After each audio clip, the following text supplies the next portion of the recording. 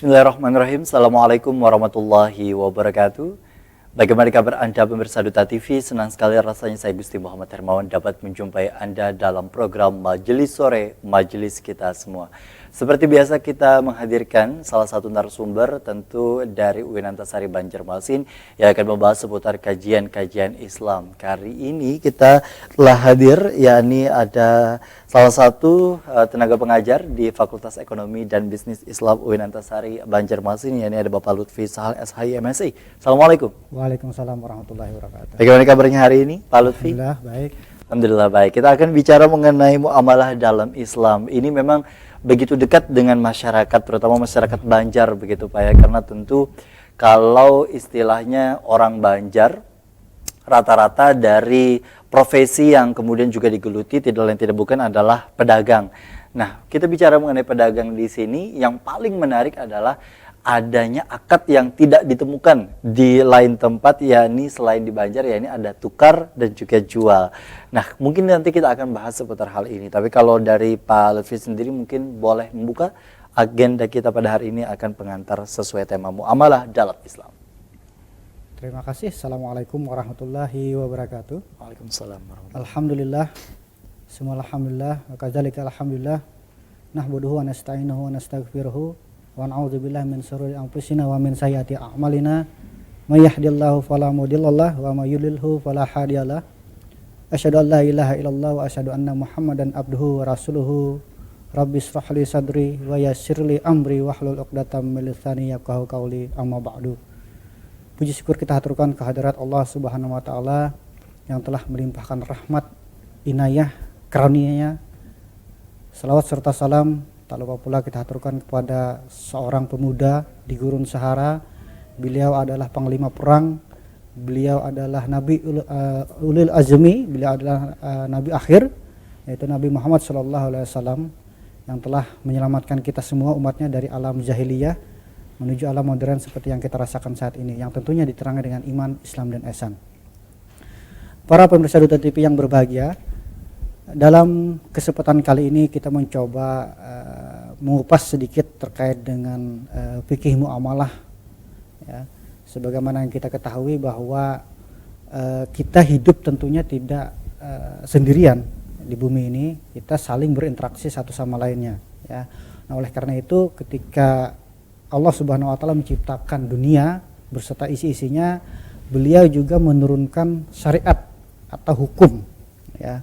Jadi kalau Profesor Dr. Mahmud Soltut ada mendefinisikan syariah itu apa, kemudian Syekh Muhammad Ali At-Tahawi juga mendefinisikan syariah itu seperti apa, kemudian Imam Abu Ishaq As-Satibi juga mendefinisikan syariah dalam bukunya Muwafaq fi Ushulil Ahkam. Nah, jadi kalau kita mencoba mengambil kesimpulan dari definisi beberapa ulama tersebut, yaitu adalah aturan-aturan yang diturunkan Allah Subhanahu wa taala untuk mengatur hambanya agar tidak melewati batas-batas yang telah digariskan dalam Al-Qur'an. Atau barangkali bahasa sederhananya itu kalau kita hidup di Indonesia itu ada yang namanya hukum positif, itu yang dibuat oleh pemerintah berupa undang-undang, ada undang-undang lingkungan hidup, ada undang-undang perdagangan dan lain sebagainya. Nah, itu semua gunanya untuk mengatur kehidupan bernegara.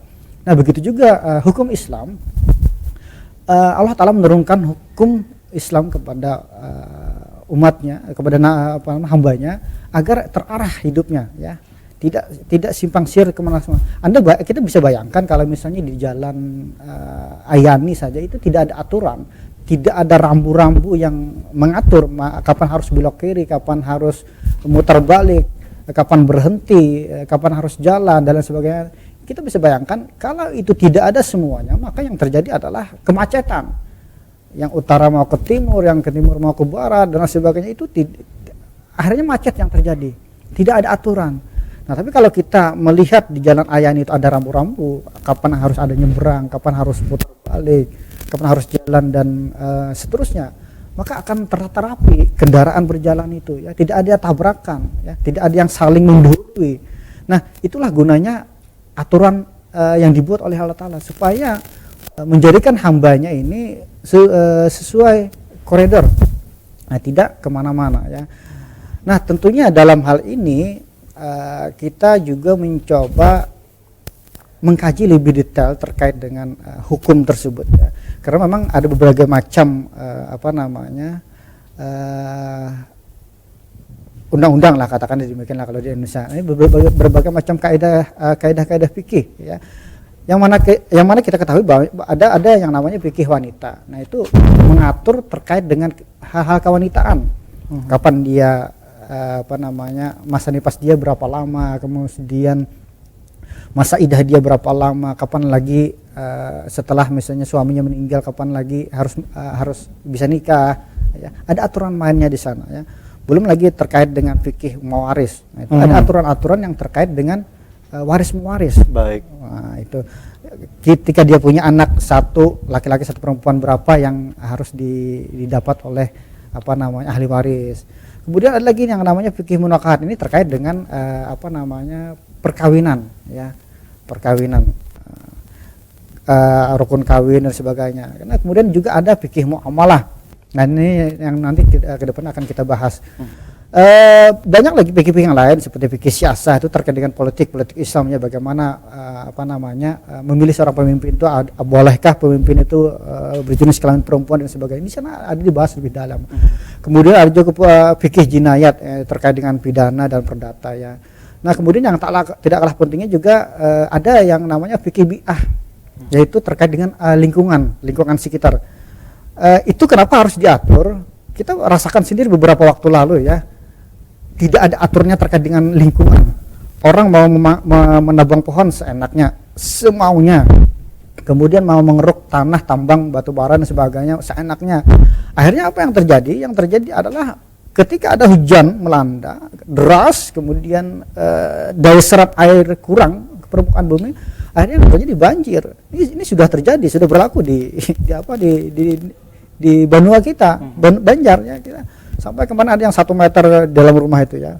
Jadi ini akibat daripada keserakahan manusia yang tidak mengikuti aturan Tuhan ya. Nah, makanya fikih lingkungan itu mengatur bagaimana supaya lingkungan itu tetap lestari. Jadi kalau bisa kita sebagai makhluknya di bumi itu, apa yang sudah kita lakukan itu harapannya kembali direhabilitasi. Kita nebang pohon oke, nggak jadi masalah.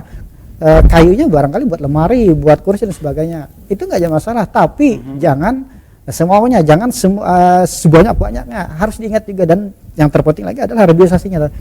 Kita menabang boleh, tapi menanam lagi. Oke, jadi semacam ada pengontrolan di dalam. Ada pengontrolan. Oke, di tengah kondisi yang kemudian jadi disebutkan begitu banyak, ternyata bagi sebagian orang yang namanya fikih tidak lain tidak bukan adalah bentuk dalam pengamalan akan peribadatan, namun ternyata banyak macamnya begitu Pak ya. Tadi kemudian juga sudah disebutkan ada fikih nisa, fikih waris dan lain sebagainya.